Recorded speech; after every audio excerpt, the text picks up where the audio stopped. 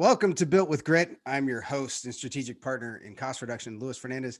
And today we're joined by Frank Carbajal, author and leader of the Tiempo movement. Before we get into that, if you're a fan of inspiring people and informative content, then you come to the right place because that's all we do. So go ahead, blast that like button. And with that, Frank, how are you doing, my friend?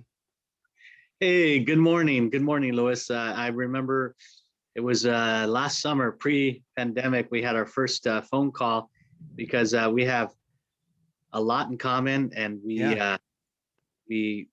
have similar interests. And one of the things that I always wanted to do is, talk to you face to face. Well, this is the closest we're going to be right now. Yeah, for sure. Pandemic. Yeah. I've been following your content for a while, and it's always been very inspirational for me. I'm well, I guess I would be second generation. Both my parents were born in Cuba. My grandparents were born in Cuba and Spain. So we've kind of been running from governments for many years, and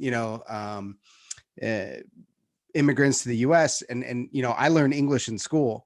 So I grew up in a Spanish speaking household, and seeing we have our kind of, as a community, we elevate those other immigrants that have been successful, from some of my own family members that have been able to make successful businesses. But in my house, Gloria Estefan and the Garcia, those are like, Yeah. if any content that they produce, I mean, we were behind it. And seeing how you elevate the Latino culture, and you've got this thing going on LinkedIn with 365 of Latino leaders, and it's something that it maybe is tangentially related to the podcast, but honestly, if you want to talk about grit, the experience of the immigrant is always one that to me is very inspiring, and I wanted to thank you for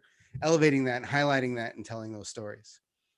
Yeah, no, well, thank you for that, and thank you for the background of your family members as well. I have very good friends that are from Cuba. One, Ralph de la Vega, he's an icon in our community, and you had mentioned Andy Garcia, who I spotlighted a couple of weeks ago as a 365 Latino leader. He's an incredible role model for all Latinos, and it's a great point that you bring up because, my age, I'm not shy of saying I'm 51. So when I was a kid in the 1970s, the closest Latino that I saw on television, because my parents, watched lucha libre, and my dad football, and I played football. But in terms of comedy sitcoms, Love Lucy. Closest, yeah, I Love Lucy. Desi Arnaz, incredible pioneer. But other than that, I had to relate to shows like Sanford and Son, Good Times, and it's because African American, the Black community, very similar to our struggle in terms of what we have in common is I grew up in a barrio. I grew up in, as they call in the United States, the hood, and in the hood, in the hood, I learned so many things about what we see in today's climate in terms of social injustice, inequities.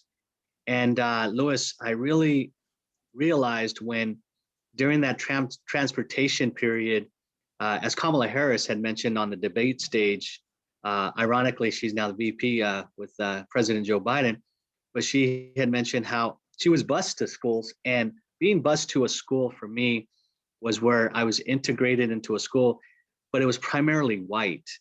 And when I got off the school bus, we really felt like foreigners in our own community because it was 3 miles away from where I live, where I grew up, I should say.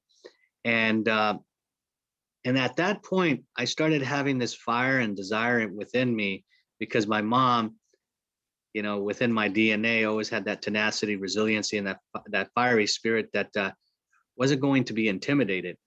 So I never felt like an imposter.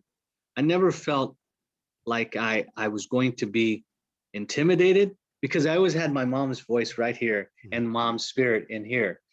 And I pushed through. And how I really pushed through was through sports, through soccer and competitive track. And I realized that at the end of the day, teamwork is what really pushes us through. But then outside of a sport, in a community, in a school, that's where injustices really surfaced, where I just thought there's more to life than, sports. I wanted to really be a smart kid in the room.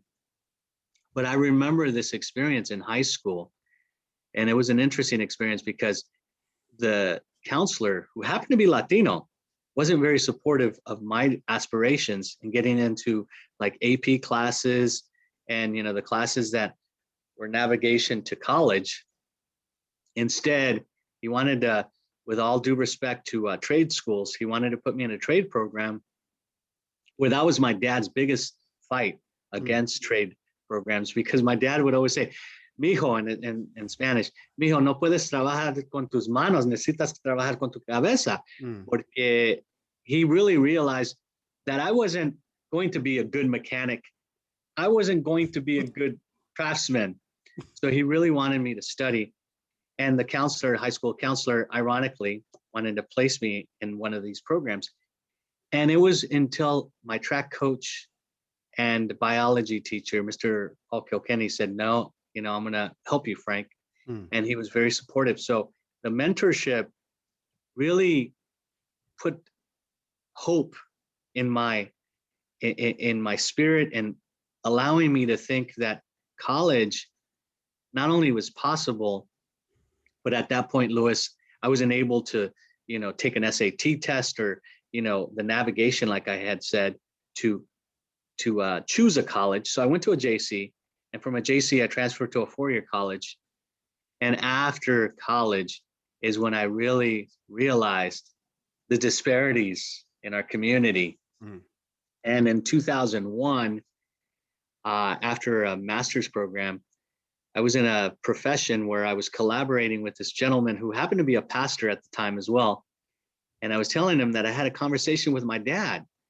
And the conversation I had with my papa is that I said, one day I dreamt of wanting to write a book.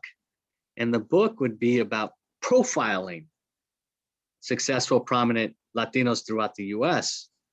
And I shared with him, I said, yeah, my dad said, well, mijo, es tiempo. It's time. and I said, hey, to my colleague at the time, I said, I wanted to pursue not only writing a book, but a business, consulting down the road. And there's two names I thought of. One, my dad, and I had this conversation about a book, Es Tiempo, or Y Salud, because health is important in our community.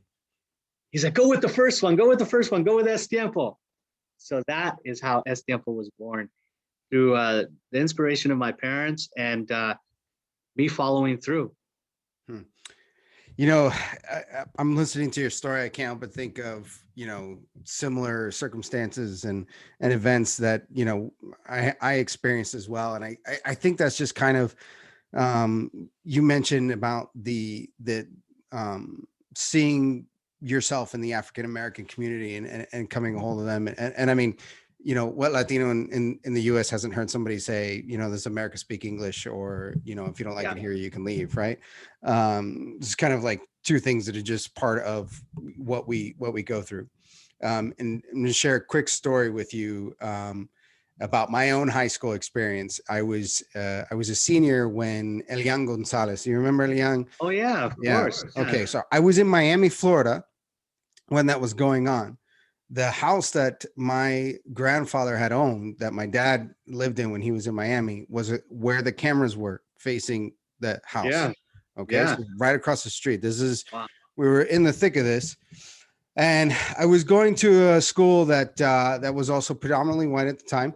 And during my senior government class, I mentioned that we had seen some protests. And I remember seeing my grandfather watching this protest And it, the Confederate flag came out, and it was this anti-Cuban protests, and pictures of the mayor of Miami with a banana in his mouth, and we don't want you in our country, and all of this stuff. And it was really Wow. heartbreaking for my grandfather to see this.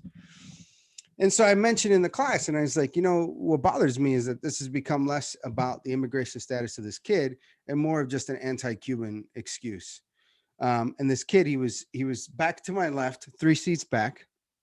He said, "Shut up, you Cuban bitch." Oh, wow. He said just like that in the Just class. just like that in class. Nobody said anything. The professor didn't intervene, and I sort of lost my mind. And when I say I went into the military, this is, you see, like, already the beginnings of that kind of fervor already. So I kicked the desk out from underneath me, and I stood up and I turned around, and I said, "You know what? If you got a problem with Cubans, you can come up here and I'll kick your ass in front of the whole class." and he stayed in his seat, and then, I'm not super proud of this, but then I said, "Who's the bitch now?" Right? Yeah. Of course, the class is all, "Ooh," and I said, "All of you shut up. If anybody in here has got a problem with Cubans, you can come up here and I'll whoop your ass one at a time." And, everybody kind of sat in their seat, and I sit back down. And I was staring at the window now because I kicked my desk out. So all these desks are in a row, and then mine is like cocked to the side, and I'm staring at the window, and I see from my peripheral vision this huge black kid coming from the back of the classroom. I was like, "Oh, damn." I wish I had noticed that he was back there. I maybe would not have made this threat. Like, this is a large human being who's going to teach me a hard lesson, right? So I was scared, and I'm angry, and I've got adrenaline. Of course, I remember I grabbed my desk, like the side of my desk, with my hands, so that he couldn't see that my hands were shaking. And he stood right next to me, and I looked up, like I wasn't scared, and I was so scared. And I looked up and I said, "What?" Right? And he looks down at me and he smiles, and he goes, "You all right? Come sit with us." And so Yeah. I moved my stuff to the back of the classroom, and I learned to play spades with my black friends my senior year. And those are the people that kind of took me in. And it took me a long time to learn this lesson, but he knew exactly how I felt and what I was going through. And that's why he extended that olive branch and said, "Come here with us," because he saw that I was experiencing something that he had also gone through. Yes, yes. And that's the reality, and that's why I shared the story of the sitcoms that if Spanish television wasn't available to us for, we're growing up and they're trying to force us to assimilate at a young age. Acculturation's great that we share our culture, but the Sanford and Sons and Different Strokes and Good Times, something that we could relate to. And I think with your story about this kid, it's really taught at home. And these kids that we have today, especially under COVID, we really have to teach more about the history of successful folks of color, Latino, Black, because this is the time for educators to become much more creative, much more thoughtful of what's happening. Finally, there's some schools opening up and there's hybrid, but there's a lot of catching up. And I think this is the time for school boards to meet and say, we really have to share their stories, because most of the teachers, as we know, Louis, hasn't changed much. Most of the teachers predominantly are white. And I remember in my years of elementary, middle school, and high school, I could count, as far as Latino teachers, five in the experiences of, K through 12 with electives and everything else. That's not enough. So as far as equity, that's where everything comes in, because if we want to be on the even level playing field, we have to have equality. And I had no idea that you grew up in the Miami area, because I have a story of it's Orlando. We went 3 years ago, and we always take our summer trip, and obviously this summer we may not, but 3 years ago in Orlando, what would that be, 2018? I was in the store, and you know those little stores that you get souvenirs and things that Yeah. that people just buy that and you place them on your refrigerator. And I was thinking, wow, there was one sticker left. And so basically when you stock items, you probably stock, stickers, by the thick fold, right? Mm-hmm. And this one sticker left reminded me that this is how America really thinks, right? And the sticker read, you are in the US, speak English. Mm. And I thought, of course, that's under the Trump administration, but has it really changed in 2021 post his administration? No, because that is the mindset. That is the thinking of everyone that I feel intimidated by those who know a second language, those who have bicultural mindsets. And, it really is a threat. And so what we have to do is still feel comfortable under those threats.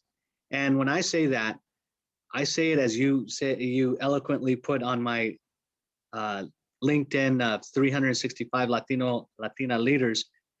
I feel very comfortable and confident in placing that daily because I have folks have said, why do you do that? How would you feel if I put, white leader? And I said, you have had that for hundreds of years. So it was just like the rally that happened in California, in Southern California a couple of days ago. White lives matter. Yeah. So it really is important for us, Louis, as you said, this kid that ran up to you and he really wanted to hug you and say, you know what, thank you. And that's what it's really about, is supporting one another during these difficult times. Yeah, it's funny that you mentioned that because the 82nd Airborne recently had an all women's jump. And somebody on Twitter commented like, "Oh, when are you going to have the all men's jump? This is discriminatory." And the 82nd responded, "Literally every single jump prior to 1978." Exactly. No, that's it. That's exactly it. And I wanted to ask, what's your book about?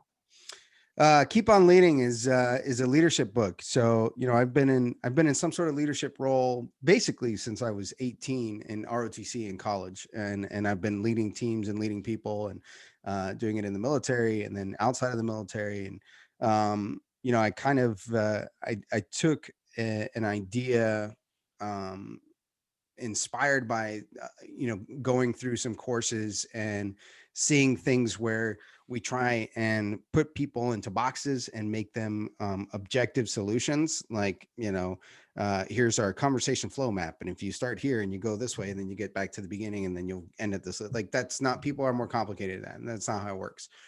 And so I talk about to be a leader, right? A lot of the effectiveness of you in moving a team forward is going to start internally.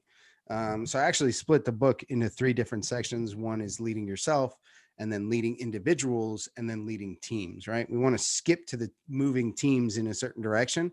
You got to start internal. Then you need to know the people that comprise your team, and then you can start moving teams together. And so that's kind of how I structured it, with different, every chapter has an action that you need to take and things that you can do to help train you into changing your mentality, having that humility, and looking at people as individuals with value, and finding ways to move them and motivate them that way. Yeah, that's great. One thing that you mentioned, Louis, is ROTC, and I've spoken at many high schools, and I don't see it as much.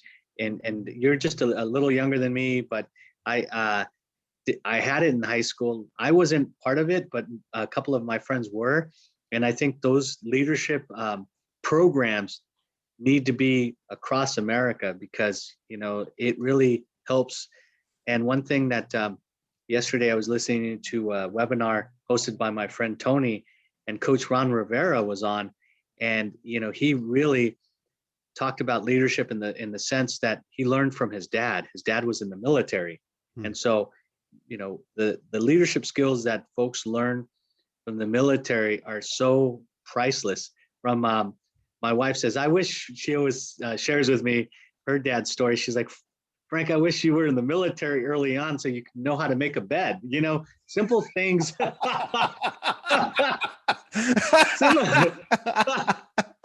you know, but if you think about Lewis, if you think about one of the greatest thought leaders of all time, Dr. Stephen Covey, he talks about how leadership starts in the household first. And, if you think about the first principles from making a bed to, cleaning your kitchen, to really the integral parts of life, and then you take it out to society, then you're much more thoughtful of everything. And so I have to pick up a copy of your book. Oh, that's awesome. I'd be happy to send you one too. So that's great. So tell me, you've got a book coming out, you've got Tiempo going on, and how can, one, tell us a little bit about those, and then tell us where people can find you, and how they could help move some of this stuff forward for you.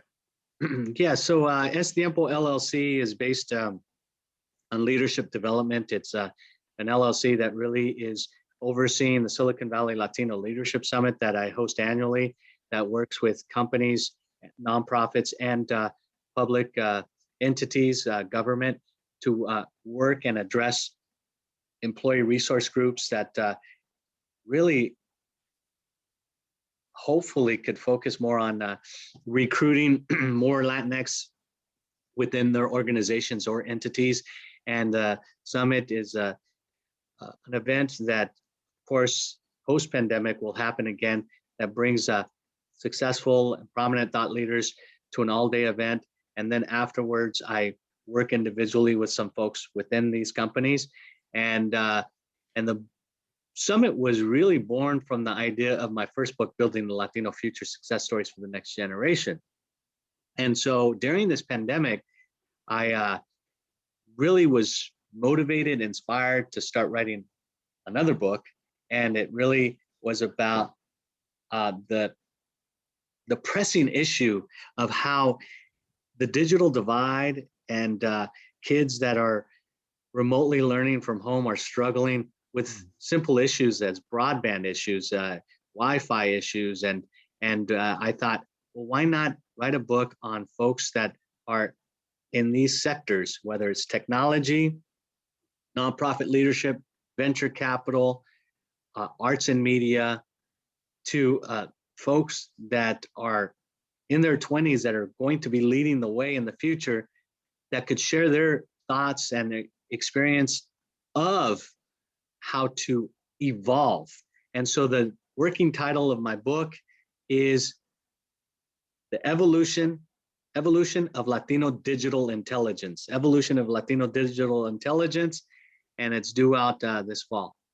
That's awesome, man. I'm excited to see that. And I've seen the Silicon Valley Latino Leadership Summit in the past. You and I have been connected for a little while. And so Yes. it's been a couple of years since you did one, right? You didn't do one in 2020, right? No, I couldn't do it because of the pandemic. And then with living in California, you're in Arizona, correct? Yeah.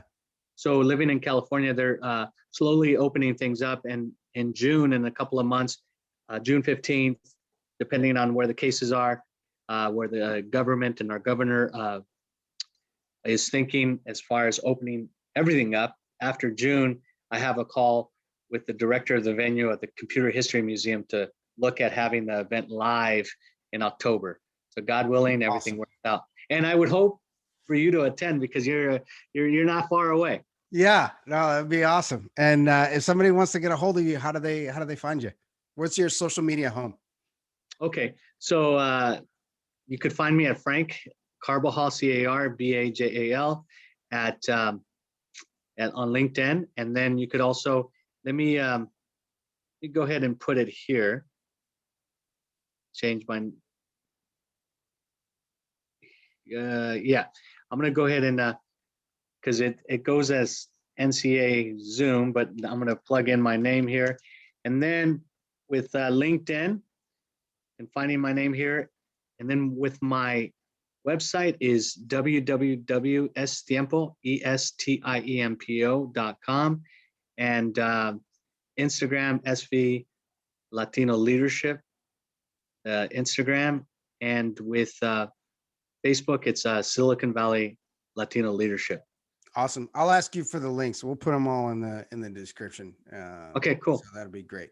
Hey man, Cool. I appreciate you taking the time and coming in here and telling your story. I feel like I want to do it again and really get a little deeper into some stuff, because I've enjoyed the conversation. I feel like we stayed a little light, and I'd like to hear more about what you're doing, and maybe when you're closer to getting the book too, we can talk more about that as well. Yeah, I would love that. You know, once my book is, they send me copies when it's just about to go out to the public. I would love to be on your show and talk about the book as well. For sure. Let's do it. Consider it an open invitation. Awesome, Louis. Thank you so much. And thank you for your inspiration and your stories as well. Awesome, brother. Thank you.